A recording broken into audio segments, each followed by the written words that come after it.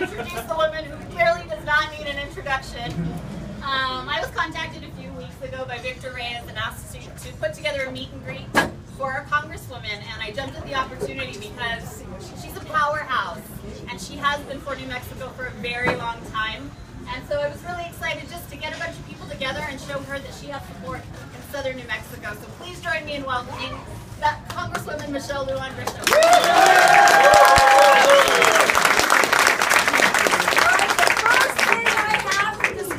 I think you saw it play out for yourselves. I need reading glasses. So I'm trying to read this, and then I'm going to do it because we've got a lot of folks here that I want to recognize. I want to recognize that the Senate President Pro Tem, somebody that I've worked with for a lot of years, and I'm lucky for that, Senator Mary Kay Papin. Senator Bill Foles is here. Representative Joanne is here. School board member Lori Castro is here. School board member Ed Price is here. Second Congressional District Vice Chair Stephen Jones, and we've got so many others. That's right, Anita Boyce is here. I'm going that way after this. Okay. All right. So thank you. I know it's warm, and we're blocking now access to caffeine, which I just think we got to be aware of that. But I'm delighted to be here. So for those of you who don't know much about me, does this help? Yes. Yes. And I'll save my vocal cords for yelling at Congress. Happens frequently. It will happen again in just a couple of weeks. So for those of you who don't know a whole lot about me, I'm at least a 12th generation New Mexican, and I say that because I've got family in every corner and every pocket, so a real sense about the unique benefits and challenges, right, in every community. I've got the good fortune of having a career based on that and built on that, and I'm really lucky. I've had every kind of productive job that you can have in New Mexico. I've owned my own business. I've worked in higher education. I worked for a high-tech engineering firm. I was a cabinet secretary for 3 different governors for 18 years.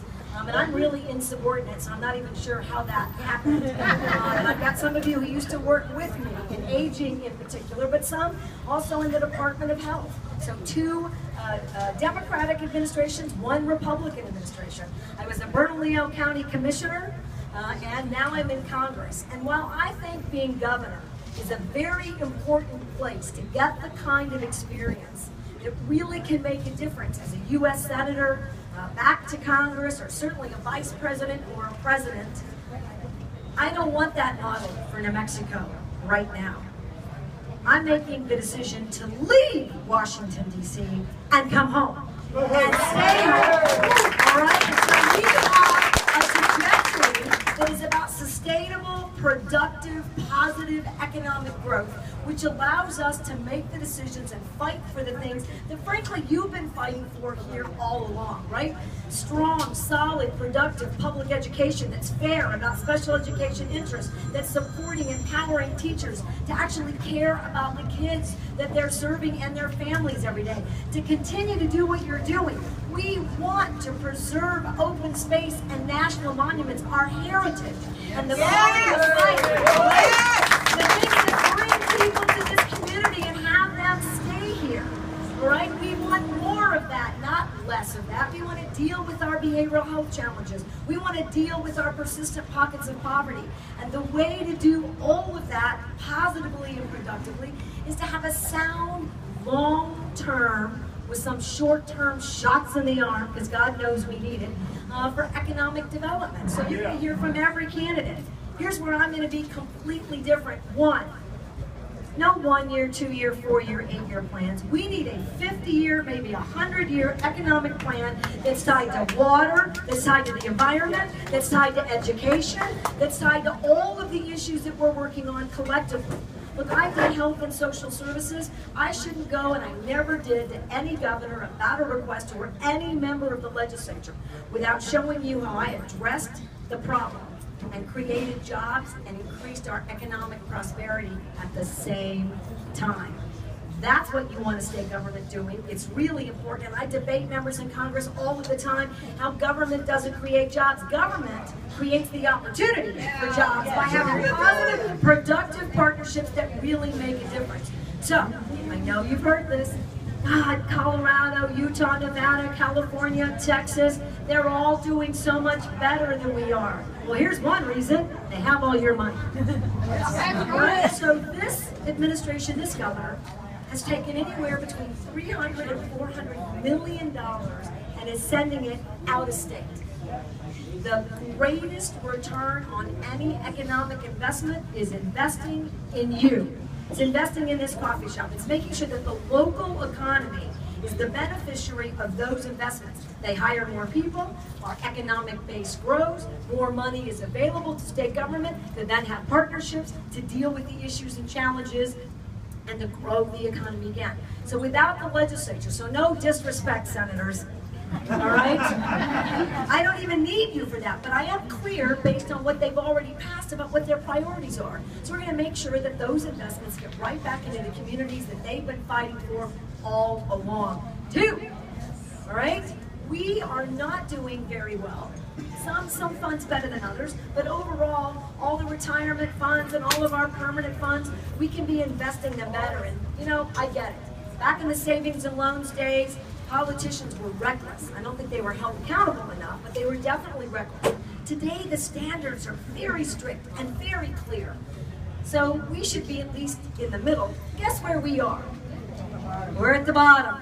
We need every single dollar. So you hire the right people, you're clear about meeting those safeguards and those standards, you're clear that you're a fiduciary, but you meet at least the standards, because every dollar in is a dollar that we can reinvest in New Mexicans. That's two before you even get to the legislature.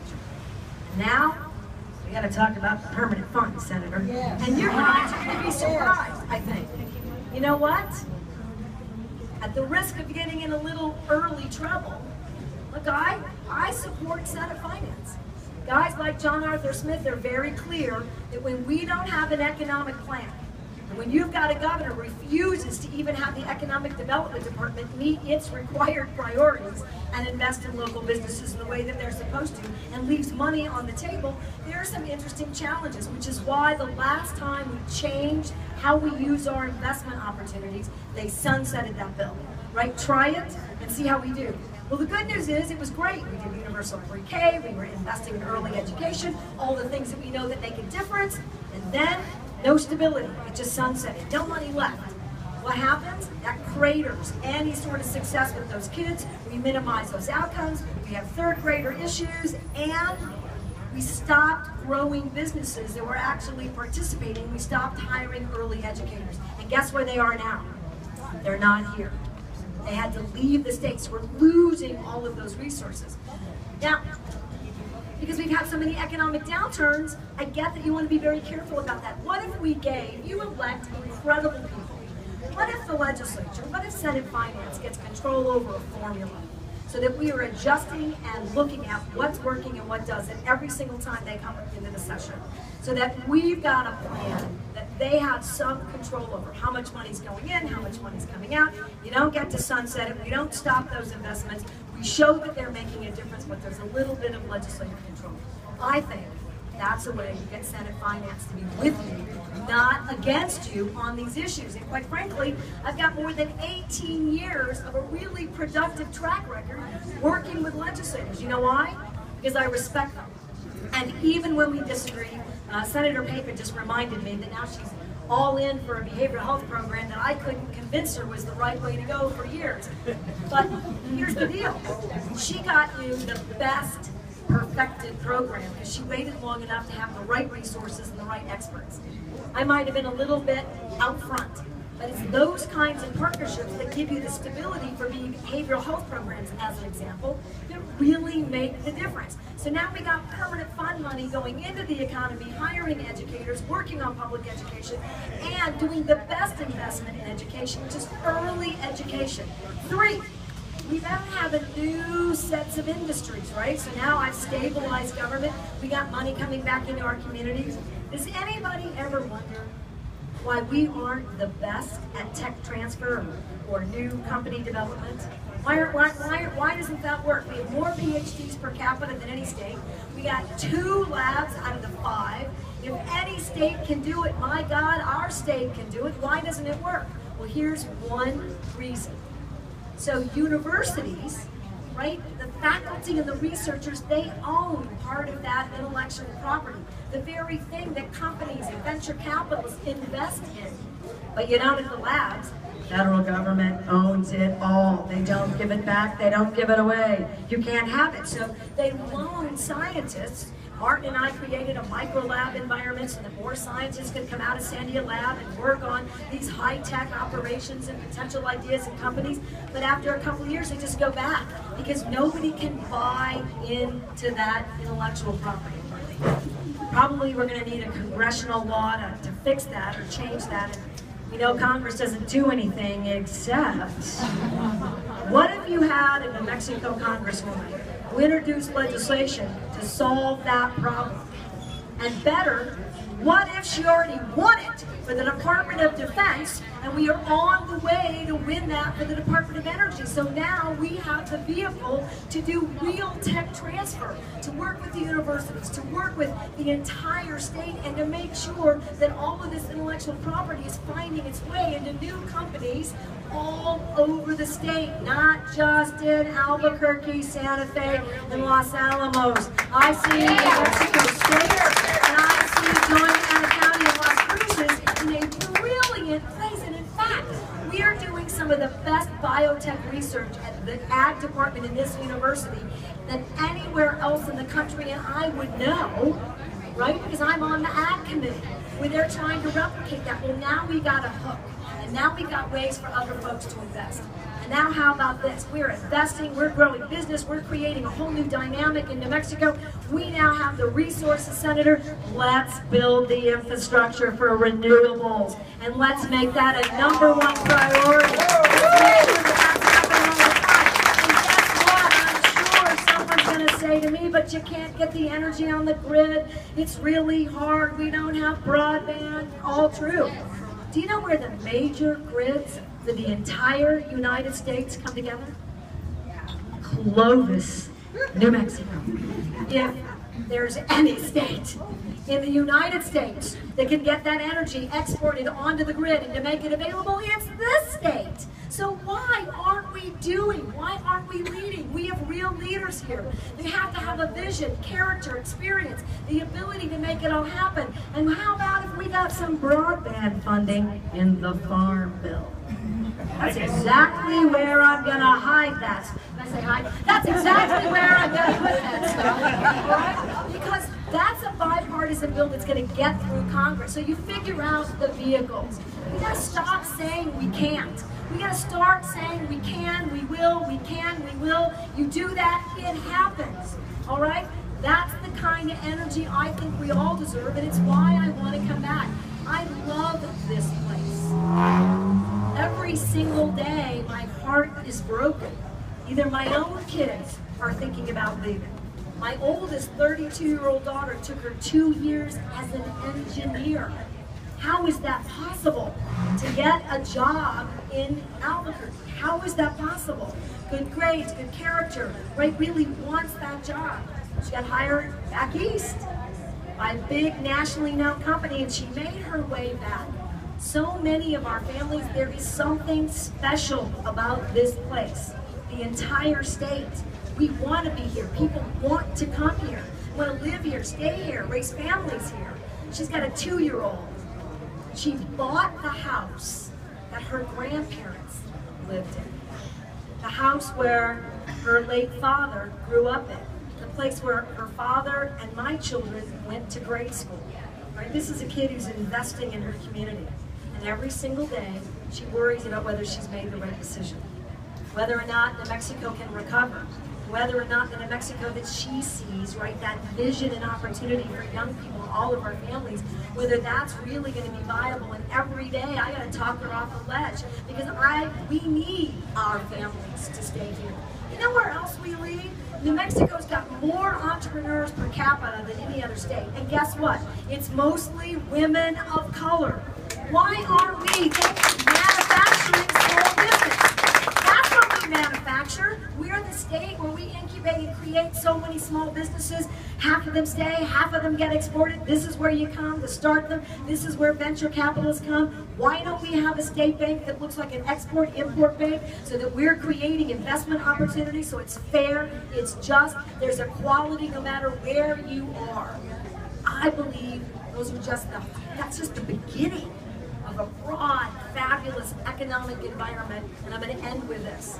Look, governors are in the best position to stand against a federal government that doesn't believe in New Mexico or New Mexicans.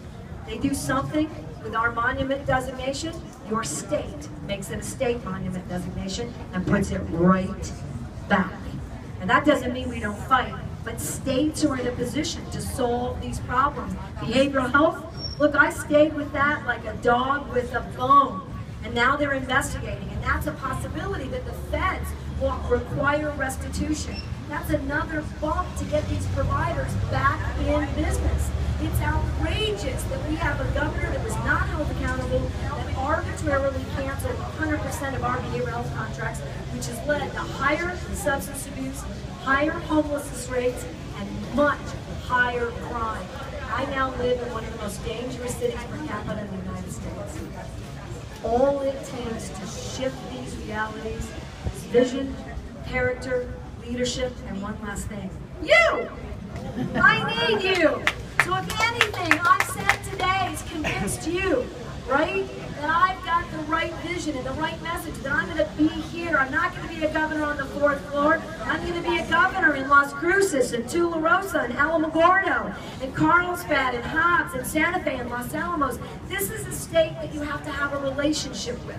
This is a partnership between you and the folks that you're electing to create the opportunities and to make the changes and the tough decisions that will not make us, 45th or 43rd or 30th. Will make us first, and that ought to be our vision. And I know I've got some folks who are here who used to work for me at Aging. Actually, I should say work with me at Aging. When I took on the Department on Aging, we were last.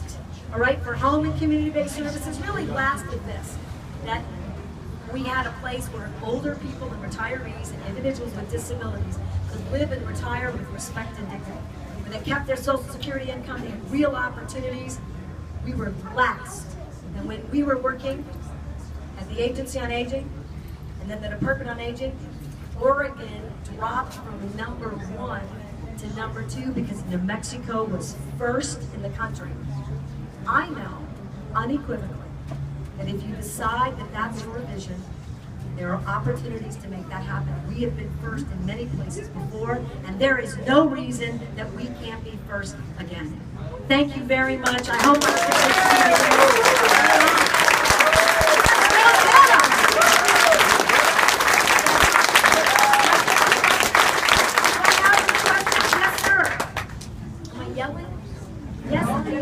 so excited. You spoke about it to some degree in their report. I think the employment statistics for June was at nationally 4%. The lowest at that time was Colorado at 2.3. The worst was us at 6.7. Now we're tied, or we're right behind Alaska. Okay, this is the second part of the question. When I drove in May, I drove from Las Cruces to Silver City, and I saw all the signs, dust storms possible, no visibility. My question was this: could we not, and you spoke just a little bit, could we not utilize the wind and the sun that we have, not be so based on petroleum exports, to create a larger number of good paying jobs in the construction of solar panels and wind turbines and maintaining that? As far as energy resource. Clean, renewable energy is the future for about 1,000 different reasons, not the least of which is we are doing something about climate change and we're protecting air and water. But in addition, it is a huge economic driver, both in terms of infrastructure. And the answer is yes. Look, one of the largest wind companies is trying to start in Clovis. The state is stalling. They're all talking about we don't have enough broadband, we don't have a way to get it on the grid, we don't do enough storage. It's all fun. There are some legitimate issues, so solve them. Get broadband here, get onto those national grids, bring in local companies, do the infrastructure, do the investments at the front end. We have every single one of those opportunities. And if we're doing that work, right, I'm building the economy from day one, not waiting for a new budget. You're beginning to have the kind of resources where you can invest, and quite frankly, they're public-private resources. And let me tell you what else I'm going to get to do as a congresswoman before I come home. We're going to vote on an infrastructure bill in Congress. Woohoo! That's right. Now, I'm not letting President Trump, that's why I didn't Yahoo right away. We're not letting foreign countries own all of our infrastructure. Now, I'm not too worried that the Chinese can't pick up a road and take it, but they can create some really interesting problems. There should be unique, and they exist in productive ways, including here, public-private partnerships. You own this infrastructure. It's your tax dollars that creates them, right? So federal money is coming, state vision coming, legislators, senators are already working on that platform. You're growing the economy, which means there's real money to put into one-time spending and to get it done. And guess what else? Sandia Labs has come up with a brand new, I just wrote them a congratulations letter, a brand new solar storage technology that's cheap, available, and will put us on an international map, not just the USA national map. So it's coming. All right. How about one more question? Nothing? Healthcare. Someone, yes. What can you do about the Koch brothers who opened the place in Albuquerque now, bring dark money in? What are you going to be able to do to keep dark money out of New Mexico's politics? Is there any kind of a plan? Yes, there's two things. So dark money. One, Congress is not going to do anything reasonable about dark money. So let me just apologize to you in advance. Although I've got several, as you probably know, several federal pieces of legislation in the queue that are not even going to get a hearing, that take dark money out, including taking it out of C4s, which right, are nonprofits that are for social charitable purposes, and yet the federal government lets them take 49% of all their donations and use it for totally unrelated, undisclosed political activity. So here's what governors can do. Governors get to work with secretaries of state and the legislature to create a whole state dynamic. And you start by saying, you don't let C4s in New Mexico do that. You have transparency, and you keep dark money out of politics by knowing who's doing the talking. Because in Congress, they say it's free speech, it's free speech. And I say, I'm not limiting free speech. I just want to know who's talking. And when you know who it is, guess who has power? You do. And we prevent that dark money. Let's get Alec out of New Mexico. Oh, I love you. But now we know who they are, and we know where they're donating. And I'm going to tell you that you've got a Secretary of State that I can't say enough positive things about. She's already out front. She's ready to work with the legislature. She's doing great work. It's that kind of a partnership, because now she's got a governor that will veto any of those efforts. I won't veto a single one of those campaign finance reforms, and I'm going to be up against Steve Pierce, who's already suing the state to use his federal campaign money. Yes. No. Boo! Thank you. So that's, governors are in that position. One, it's another reason. They redistrict, they keep money out, they can do campaign finance reform, they can protect they can protect state lands, all of the things that Congress is going to abandon this country on. States are going to lead on. And that's where it should be. And that's where it should be. Said that, but how are you going to fight them now?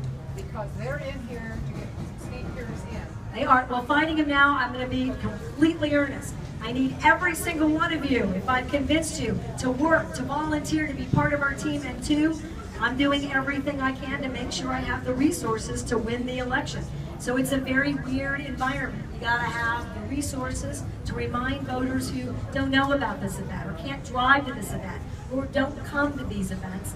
We're going to have to tell them on the radio and mail and TV, and that takes money. I'm very careful about, where I get those resources, and I disclose Just like I'm a congresswoman, I'm required to do so now. I'm doing so at the state level. You will know exactly who's doing the talking. But I can't do anything about keeping Alex from donating or anybody else to Pierce or anybody else in this election. I'll make sure Yvette Carroll does not go to Congress. Right on! All right. How about one more and then we're done? Senator, and then I'll come to you guys. If you would please talk about education and how we're going to start funding it appropriately again in New Mexico. Well, I did a little bit of that, Senator, so that's a great place to end. Look, if we're going to talk about empowering teachers and care about kids, then you got to have an economic base that allows us to do that. The permanent fund, the Constitution says that money's got to go into education. And most of the educators that I'm talking to just want to know that we aren't going to be doing policy making in courts, right? That they're not going to be disrespected and devalued, and they are not. But I have another interesting idea. And I want you to help me vet it, all right? I need the legislature and their process to help me figure this out. So if you open up that permanent fund, you get some of that money going into just education. That's the only place it can go. What if, so says the Constitution, what if some of that money could also go into higher education as a pass-through? So all of my higher education folks who don't have enough budgets either, because, oh, that's right, the governor tried to veto and did their entire budget. But I need them as a pass-through, all right? We all succeed together. Shared sacrifices, shared efforts. And then what if they gave money to also these small entrepreneurs so that we're growing the economy, and a formula back is just another fund for educators, so that we're recruiting, training, hiring with a brand new line item and a brand new budget that has stability, reliability, that's transparent, that they can see, so that you're doing all these parallel investments together, because they need more than a shot in the arm. We need a tsunami. The truth is, while we have a lot of money in education in terms of a percent of our budget, as you know, Senator, we're one of the lowest states in the nation in terms of money that gets to the classroom. We're probably going to have to take a hard look at how we administer our public education. And with my two ombudsmen here, I'm fearless. So we got to focus on kids. And if we focus on kids, we're going to need people to talk about a better way to do the administrative process. I'm actually going to tell a story where this governor's created such animosity that nobody has vision anymore. I met with a superintendent recently, and they were telling me that they have 25% of their kindergartners don't show up to school every week, a quarter. And then that pattern continues, right? So then the next, so by the time that we get our third grade policy debate, right, about retaining third graders, which is, instead of a policy to have kids succeed, we're going to focus on helping kids to fail. It's just a terrible dynamic. And this particular school district happens to own all their buses, all right? So I said, so what the superintendent said to me is, we're studying it. We're going to let the legislature know. We're thinking about some budget shifts. We're going to figure it out because we need to figure it out. And I said, why don't you just pick them up and bring them to school? Why don't you never occurred to her? Because we've created such an environment where we just don't solve immediate problems. They have the transportation. Thank you. They have a transportation budget. They're buying the buses so they can create those programs. And for all the seniors here, if you live a mile in front of school, retired senior volunteers will help walk those kindergartners to school as part of their community service. There's so many things that we could be doing. You just have to decide that education is your #1 priority. And in 2 weeks, I'll end with this, I've got educators from here and some experts from all around the country who are writing all of our white papers about also policy shifts, not just funding shifts, that need to occur that will prevent forever high-stakes testing in a way that kids do not get a real education. They're not taught to be creative and engaged. There's no innovation in schools. These kids got to be ready for success. And there need to be a vocational component inside schools so the kids have real options and they're ready to do whatever their vision is the second they leave school. So, sir, we're going to do all that.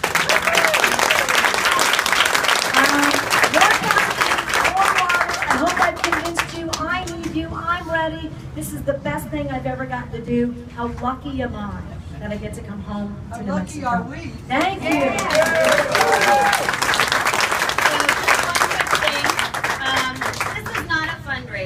However, I am highly inspired by Michelle. And I truly believe that she's somebody that is going to really move the state forward for probably the first time in my lifetime. So I would ask, if you can, please donate a few dollars. There are contribution forms in the back. Anything you can will make all the difference. And thank you again, Michelle. Thank you guys for coming. Thank you all.